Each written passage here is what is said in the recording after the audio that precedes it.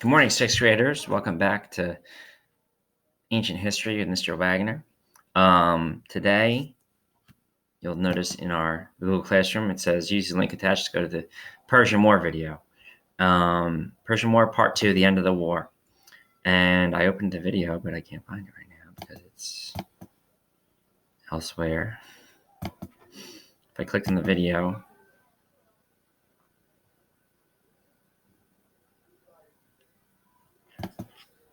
I want to see what the first question says. First question, if I clicked on the worksheet, it looks like this. What happened during the naval expedition that Darius I sent to attack Athens 7 years after the Ionian revolt?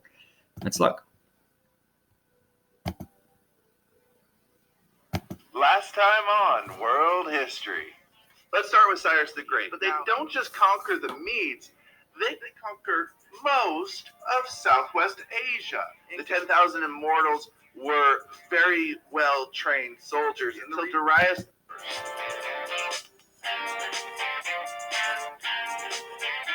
Hey everyone, welcome to World Studies. Special shout out to Miss Busarello's class. Thanks for watching. I hope you enjoy this. So, if you haven't figured it out yet, this is part 2 of a 2-part series on the Persian Wars. If you need to get caught up, there's a video right here.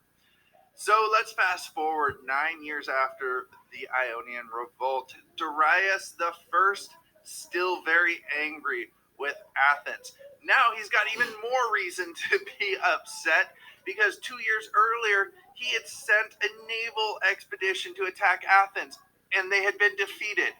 Not by Athens, but by nature. That's right. There had been a storm that wiped out the ships he sent to attack Athens. So, a lot of anger. Okay, so that answers that. Hold on. What happened during the naval expedition that Darius I sent to attack Athens 7 years earlier? Okay. There was a storm that knocked out all the ships.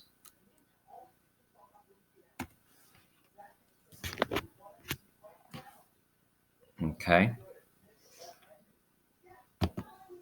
Where did it go? Video keeps disappearing. All right, here we go. Yeah, that's it, because it's at 120. The 120 mark is part of the video. Remember, 120 in, and we're at 130 because he just did the answer. So the storm knocked them out.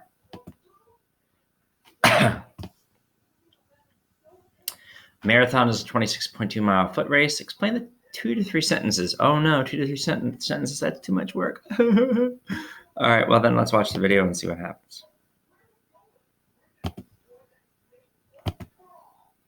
So it's 9 years later, and he sends a new military campaign against Athens, and he lands on the plains of Marathon, and he sent 15,000 troops, including cavalry and their horses. So Marathon, this is an area that's 26.2 miles away from Athens. That should sound familiar. 26.2 miles is the length of a marathon race. I bet you this is where it got its name. So he lands on the plains of Marathon, and he's greeted by Greek soldiers, not Sparta. Again, Sparta's got another religious festival going on, and they won't be there for another week or so. So it's time to attack now. And by all accounts, maybe the Persians should have won because they had more people than the Athenians and Greeks did. But the Greeks had 2 things going for them. The first thing was the phalanx. Now, the way the phalanx worked was you had 2 people close to each other, and they had a shield. I don't have it. So they had these shields, right?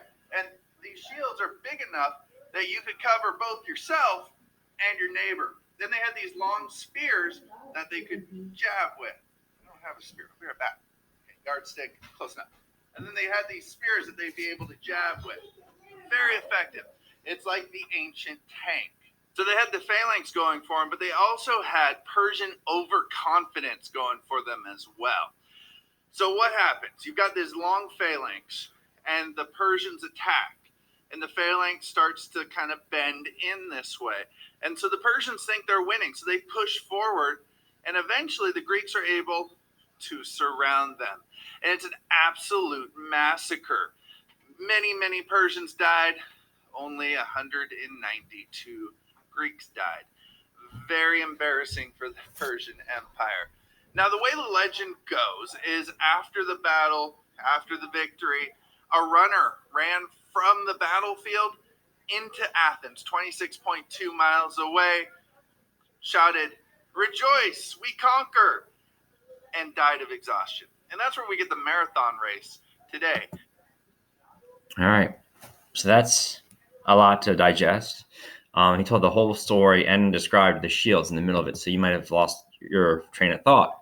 So explain in 2 to 3 sentences why this term is used and how it relates to Athens. Okay. So a marathon today is different.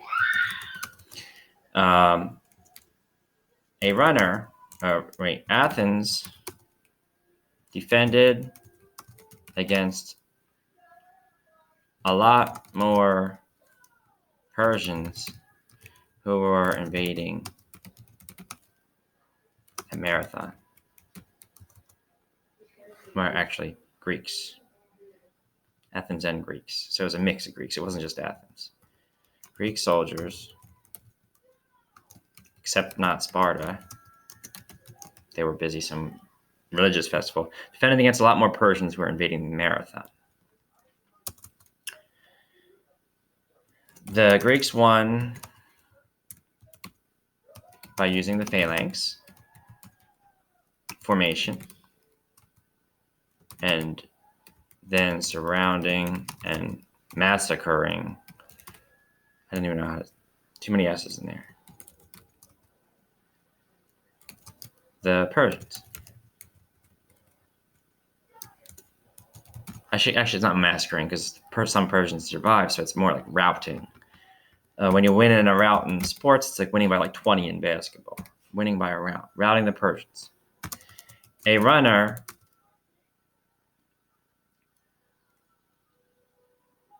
went the 26.2 miles in a back to Athens to announce victory, and then died of exhaustion. Your adrenaline's probably kicking. You're running all those miles. I gotta tell them we won. There's no like, oh, Instagram. So if I zoom in on this answer for you to see, there you go. A marathon today is different. Greek soldier. Oh my. Hold on. Greek soldiers, except not Sparta, defended against a lot more Persians who were invading a marathon. The Greeks won by using the phalanx formation and then surrounding and routing the Persians. A runner went the 26.2 miles back to Athens to announce victory and then died of exhaustion on the spot. Sparta was not at the battle. Oh, there you go. Next one. Where was Sparta? That's right. They were at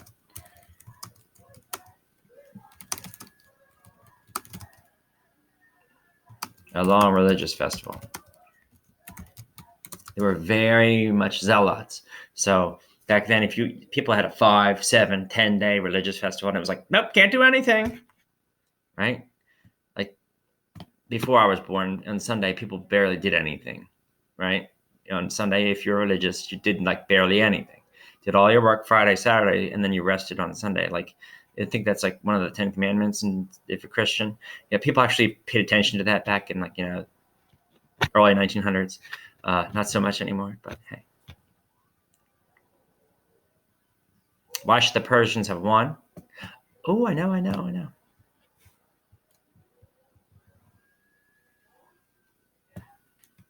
The Persians had thousands more soldiers. What were 2 reasons for the Greek victory at the Battle of Marathon? And so this is like a repetition. You have to describe the importance of just marathon and how it's a win to defend Greece from almost total invasion and annihilation. And then it answers the questions that he was discussing all in a row. So you might have to watch several times. Like, what were 2 reasons for the Greek victory at the Battle of Marathon? He only gave 2 reasons. I would give more than that. Phalanx formation and Persian overconfidence helped Greeks to win. I would also argue that when you are a mercenary, the Persians had a massive army. After a while, they gained so many soldiers that, like, when they beat you, they take you in and then you join their military and stuff. Or they're just so rich they hire mercenaries. Mercenaries are people that fight for money, not because they're being attacked and they were about to lose all their land. So when you are Athens or Marathon or all the Greek city-states, and if you lose, you have nothing left. Your back's against the wall. Then you fight like a cornered, angry animal compared to these people that are just fighting for a paycheck and are thousands of miles from their house.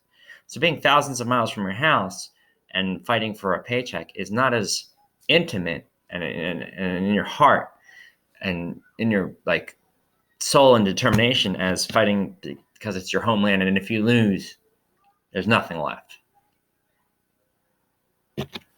So I would add that. What would that be called?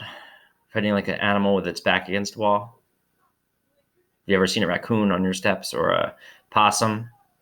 And if the dog corners an animal and they fight like they're going to die, that's not a pretty thing. Think about that. And then you have to highlight in yellow. Darius the First fought against Sparta in the Battle of Thermopylae. No, Darius the First was dead, so that'd be false. It was Xerxes. Xerxes took over by then. Right? So that takes you through most of the answers. Good Lord, I just did the work for you. There's also a music video. Oh my God. So there's this parody, and it's like the Billie Eilish song, Bad Guy, but it's Bad Fight. So that's called a parody. And they take a song and they twist it to be funny. When I was your age, when I was like 11 or 12 or 13, some of you are 13. If anybody's 14, God bless. This guy, his name was Weird Al Yankovic, and he did like lots of the cool Michael Jackson songs, and he like changed them around to be funny. There's a lot of parodies out there. I have a really good one on my YouTube channel about Uptown Tut, the King Tut, instead of Uptown Funk, made by students. It's so good. But then if you watch that, it'll help you be ready for extra credit later in the week. That's all I can tell you. The Peloponnesian War is what it's about. The Peloponnesian War, that's that long word in dark blue there, is after the Persians are defeated. Greece is the bomb.com, and Athens gets a little too full of itself, like it's like, oh, I'm all that. Couldn't have won without me, which probably is true, but then they start bullying people and then basically like taking from people or taking from shared money, and it's complicated, but we'll learn it soon. So after a while, people that are near Athens, the cities, start like teaming up with them because they have no choice. They're like scared. And then cities that are not liking what Athens is doing and think Athens is abusing power, they start teaming up with Sparta. And then they have a civil war where Sparta's team fights Athens' team. And it just messes up Greece forever. And then it's never that strong again. So this is defeating the Persians is the height of the Greek power. After that, it gets like glitched. So watch that. Be ready for some extra credit later in the week. These two wars are really some of my favorite ancient history. So I hope you enjoy them too. All right, Mr. Wagner, out.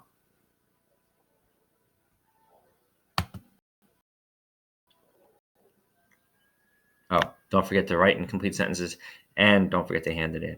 And don't hand it in blank papers. Thank you.